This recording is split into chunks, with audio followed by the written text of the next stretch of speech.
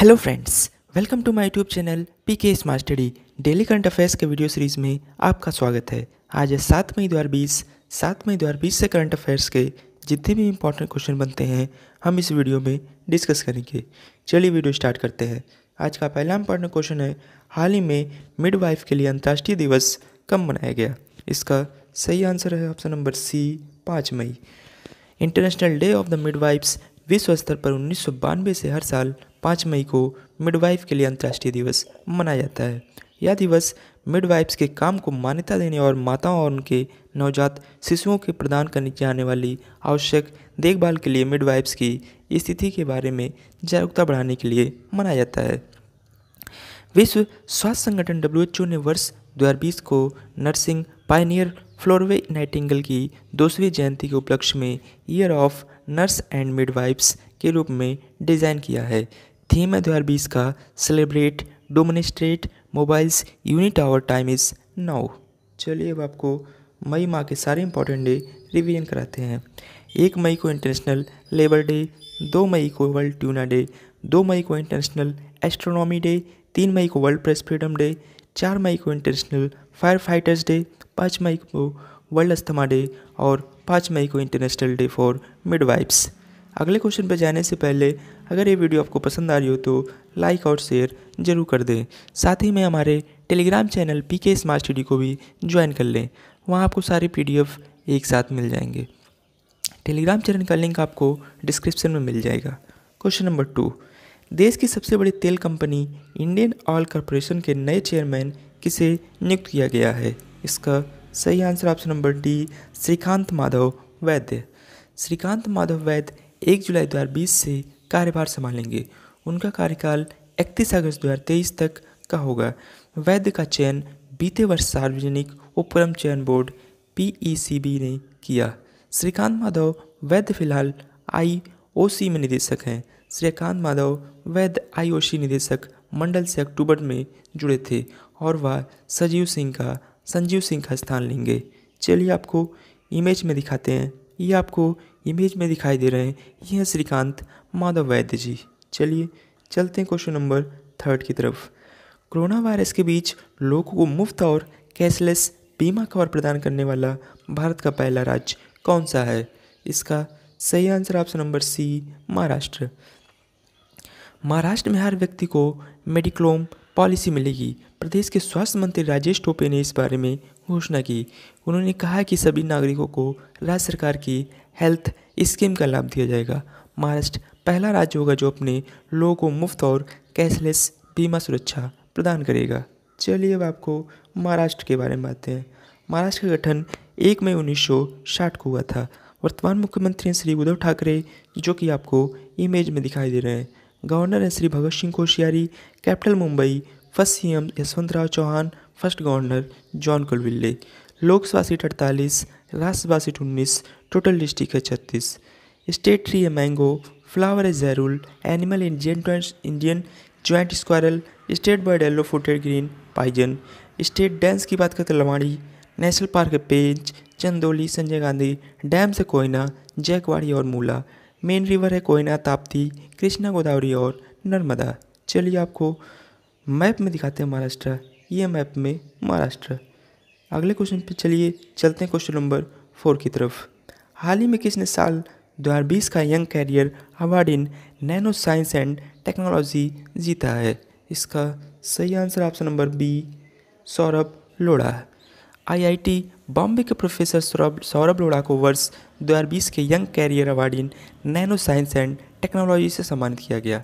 Young career award in nano science and technology पुरस्कार सरकार के विज्ञान और प्रौद्योगिकी विभाग DST द्वारा स्थापित किया गया है। उन्हें इस पुरस्कार से 2 आयामी वैन डेर वाल्स सामग्री के आधार पर सिलिकॉन और नैनो इलेक्ट्रॉनिक उपकरणों के अतीत में तर्कसंगत ट्रांजिस्टर प्रौद्योगिकियों के विकास में उनके महत्वपूर्ण योगदान के लिए सम्मानित किया गया है। चलिए अब आपको इमेज में दिखाते हैं। ये हैं सौरभ लोढ़ा जी। चलिए चलते हैं क्वेश्चन नंबर 5 की तरफ। हाल ही में किसने ऑपरेशन समुद्र सेतु लॉन्च किया? इसका सही answer option number B, Indian Navy. भारतीय नौसेना द्वारा समुद्र सेतु नामक एक नया अभियान शुरू किया गया। समुद्र सेतु का अर्थ है सी ब्रिज यानी कि समुद्र पुल। यह ऑपरेशन कोविड-19 महामारी के दौरान विदेशों में फंसे भारतीय नागरिकों को वापस लाने का प्रयास के रूप में शुरू किया गया। इस पूरे ऑपरेशन को रक्षा मंत्रालय, विदेश मंत्रालय, गृह मंत्रालय, स्वास्थ्य मंत्रालय और भारत सरकार की विभिन्न एजेंसियों और राज्य सरकारों के साथ घनिष्ठ समन्वय से चलाया जा रहा है। चलिए अब आपको इंडियन आर्म फोर्सेस के बारे में बताते हैं। बात करें headquarter of Indian arm forces की तो new Delhi. Commander in chief होते हैं प्रेसिडेंट ऑफ इंडिया, जो कि हैं राष्ट्रपति रामनाथ कोविंद जी। इंडियन आर्मी की बात करें तो चीफ जनरल हैं जनरल मनोज मुकुंद नरवाने। इसकी स्थापना 1 अप्रैल 1895 में हुई थी। फर्स्ट कमांडर इन चीफ हैं K M Cariappa. Indian army day 15 जनवरी। इंडियन नेवी की बात करें तो chief of the naval staff है करमबीर सिंह। इसकी स्थापना 1612 में हुई थी। इंडियन नेवी डे 4 दिसंबर। इंडियन एयरफोर्स की बात करें तो एयर चीफ मार्शल हैं आर.के.एस. भदौरिया। इसकी स्थापना 8 अक्टूबर 1932 को हुई थी। Indian air force day 8 October. First air chief marshal Subroto Mukherjee. चलिए चलते हैं क्वेश्चन नंबर 6 की तरफ। हाल ही में किस देश के राष्ट्रपति ने किम जोंग उन को द्वितीय विश्व युद्ध मेडल से सम्मानित किया है? इसका सही आंसर ऑप्शन नंबर ए, रशिया के राष्ट्रपति व्लादिमीर पुतिन। रूसी राष्ट्रपति व्लादिमीर पुतिन ने नाजी जर्मनी जीत की 75वीं वर्षगांठ के अवसर पर उत्तर कोरिया के तानाशाह किम जोंग उन को स्मारक चिन्ह युद्ध मेडल से सम्मानित किया। उत्तर कोरियाई नेता किम जोंग उन को द्वितीय विश्व युद्ध मेडल उत्तर कोरिया क्षेत्र में मारे गए सोवियत सैनिकों की स्मृति को संरक्षित करने में उनकी भूमिका के लिए सम्मानित किया गया। रूस ने साल 2019 में किम को 9 मई 2020 को 75वीं वर्षगांठ समारोह की सैन्य परेड में भाग लेने के लिए मॉस्को आने के लिए आमंत्रित किया था। यह पुरस्कार उत्तर कोरिया में रूस के राजदूत अलेक्जेंडर मात्सगोरो द्वारा उत्तर कोरिया के विदेश मंत्री री सुन ग्वान को प्रदान किया गया। चलिए अब कल आपको रशिया के बारे में बताए थे, आज मैं आपको नॉर्थ कोरिया के बारे में बताता हूँ। नॉर्थ कोरिया की कैपिटल है प्योंगयांग। प्रेसिडेंट है किम जोंग उन, जो कि आपको इमेज में दिखाई दे रहे हैं। करेंसी है North Korean won. National day 9 सितंबर। Highest mountain Mount Paektu. Largest lake heaven lake. World's largest stadium की बात करते हो रुंगराडो, जो कि नॉर्थ कोरिया में है। नेशनल बर्ड है गोस्वाक। फ्लावर है किम जोंगुल्ला। पार्लियामेंट नेम है सुप्रीम पीपल्स असेंबली। चलिए आपको मैप में दिखाते हैं, यह मैप में नॉर्थ कोरिया। चलिए चलते क्वेश्चन नंबर 7 की तरफ। हाल ही में किस राज्यों में कोविड-19 संक्रमण को रोकने के लिए ठीकरी पहरा का उपयोग किया जा रहा है? इसका सही आंसर है option number C, Punjab and Haryana. हाल ही में पंजाब और हरियाणा राज्यों में कोविड-19 संक्रमण को रोकने के लिए ठीकरी पहरा का उपयोग किया जा रहा है। यह पंजाब एवं हरियाणा में प्रचलित सामुदायिक पुलिसिंग यानी कि कम्युनिटी पुलिसिंग प्रथा है। इसके तहत गांव के एक या एक से अधिक व्यक्तियों द्वारा गांव में रात के समय पहरा दिया जाता है, जिससे कोई संदिग्ध व्यक्ति गांव में प्रवेश न कर सके। यह परंपरा 2 दशक से अधिक समय के बाद फिर से प्रचलन में आई है। चलिए चलते हैं क्वेश्चन नंबर 8 की तरफ। भारतीय रिजर्व बैंक ने हाल ही में अस्थिर वित्तीय स्थिति के मद्देनजर किस बैंक के लाइसेंस को रद्द कर दिया है? इसका सही answer option number B, CKP cooperative bank. भारतीय रिजर्व बैंक के अनुसार महाराष्ट्र के सहकारी समिति पंजीयक से भी सीकेपी सहकारी बैंक के मामले को निपटाने और एक लिक्विडेटर नियुक्त करने का आदेश जारी करने हेतु अनुरोध किया गया है। सीकेपी सहकारी बैंक का लाइसेंस रद्द करते हुए आरबीआई ने कहा है कि बैंक की वित्तीय स्थिति अभी काफ़ी चिंताजनक और अस्थिर है। बात करें सीकेपी सहकारी बैंक का, मुंबई का एक सहकारी बैंक है जो इसका मुख्यालय मुंबई में के माटुंगा में स्थित है। बैंक की मुख्य मुंबई में और ठाणे में कुल मिलाकर 8 शाखाएँ हैं। चलिए अब आपको आरबीआई के बारे में बताते हैं। आरबीआई का हेडक्वार्टर है मुंबई में। आरबीआई का गठन 1 अप्रैल 1935 को हुआ था। प्रेजेंट गवर्नर है श्री शक्तिकांत दास, जो कि 25वें नंबर के गवर्नर हैं, जो कि आपको इमेज में दिखाई दे रहे हैं। First governor sir Osborne A Smith. First Indian governor CD Deshmukh. First Indian lady governor KG Udeshi. Logo emblem panther and palm tree, जो कि आपको इमेज में दिखाई दे रहे हैं। इसका राष्ट्रीयकरण 1 जनवरी 1949 को हुआ था। चलिए चलते हैं क्वेश्चन नंबर 9 की तरफ। केंद्र सरकार ने हाल ही में प्रधानमंत्री गरीब कल्याण योजना के तहत कितने रुपए की दूसरी किस्त को मंजूरी दे दी है? इसका सही आंसर ऑप्शन नंबर बी, 500 रुपये। चलिए चलते हैं क्वेश्चन नंबर 10 की तरफ। हाल ही में किस राज्य ने शराब पर विशेष कोरोना शुल्क लगाया है? इसका सही answer option number D, Delhi. Delhi राज्य सरकार ने शराब पर विशेष कोरोना शुल्क लगाया है। इस घोषणा के अनुसार अधिकतम खुदरा मूल्य यानी एमआरपी का 70% शराब की उन सभी श्रेणियों के लिए लिया जाएगा जो 5 मई से शहर में बेची जाएगी। चलिए अब आपको आज दिल्ली के बारे में आते हैं। दिल्ली का गठन 1911 को हुआ था। वर्तमान मुख्यमंत्री श्री अरविंद केजरीवाल, जो कि आपको इमेज में दिखाई दे रहे हैं। Lieutenant governor Shri Anil Baijal ji, first CM Chaudhary Brahm Prakash, first lieutenant governor Adityanath Jha, first lady CM Sushma Swaraj, Lok Sabha seat 7, total district है 11। इंदिरा गांधी नेशनल एयरपोर्ट की बात करें तो सबसे busiest in the South Asia. Largest public transportation in India की बात करें तो दिल्ली में ही है। Main river Yamuna, world's tallest brick Minar की बात करें तो कुतुब मीनार। चलिए आपको मैप में दिखाते हैं, ये मैप में दिल्ली। चलिए चलते हैं क्वेश्चन नंबर 11 की तरफ। किस संस्था ने हाल ही में उच्च संक्रमण क्षेत्रों के तेजी से और रासायनिक मुक्त कीटाणु शोधन हेतु एक अल्ट्रावायलेट कीटाणु शोधन टावर विकसित किया है? इसका सही answer option number A, DRDO. रक्षा अनुसंधान एवं विकास संगठन ने एक पराबैंगनी अल्ट्रावायलेट डिसइंफेक्शन टावर का विकास किया है। यह टावर कोरोना संक्रमण बहुल क्षेत्रों को बिना किसी केमिकल के इस्तेमाल के बहुत जल्द संक्रमण मुक्त करने में सक्षम है। मंत्रालय ने बताया कि इस उपकरण का नाम यूवी ब्लास्ट रखा गया है। इसका विकास डीआरडीओ की दिल्ली स्थित प्रयोगशाला laser science and technology centre ने किया है। चलिए अब आपको डीआरडीओ के बारे में आते हैं। डीआरडीओ का फुल फॉर्म है defence research and development organisation. इसकी स्थापना 1958 को हुई थी।